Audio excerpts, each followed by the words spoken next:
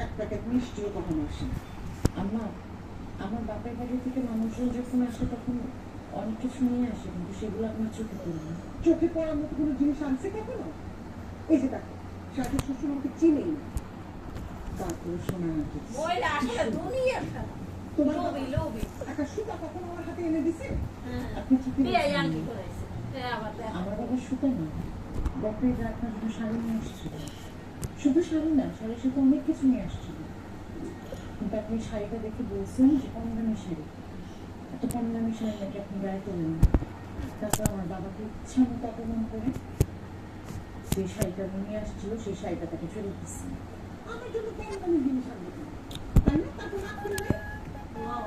আজকে এখন পড়া লাগবে না, যাও আর খালি রাস্তা পানি ব্যবস্থা করো। ওরাই বলছে যে মায়ের মা যে কি এত কামাই রোজগার করে। লোক শ্বশুর আসার পর থেকে তাকে আপ্যায়নের জন্য তিনি অস্থির হয়ে গেছে। অথচ আমার শ্বশুর শাশুড়ি যখন এই বাড়িতে আসে, তুমি তাদের সাথে একটু ভালোভাবে কথাও বলো না, এক কাপ চা খেতেও বলো না। অথচ তাদেরই মেয়েকে তুমি বলছো তোমার ছোট ছেলের শ্বশুরকে যেন ভালোভাবে আদর আপনার নাস্তার ব্যবস্থা করা হয়। না করো। সাহেবের শ্বশুর আমাদের পরম আত্মীয়, তিনি আমাদের কাছে সম্মানিত ব্যক্তি, তার খাতির যত্ন করার দরকার আছে।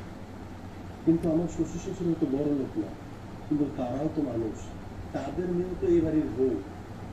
সাহেবের শ্বশুরকে তুমি সম্মান দেখা, তার অর্ধেক সম্মান কি আমার শ্বশুর শাশুড়িকে দেখানো যায় না? আপনি কতখানি সম্মান দিতে হবে আমার চেয়ে ভালো কেউ জানে না। চল দেখ, তোর সাথে কথা বলবো।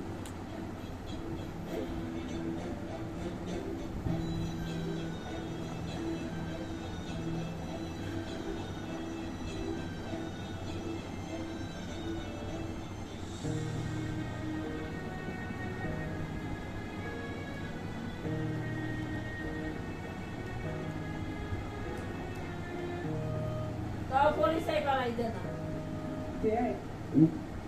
এটা আমার বড় ছেলে মিজান।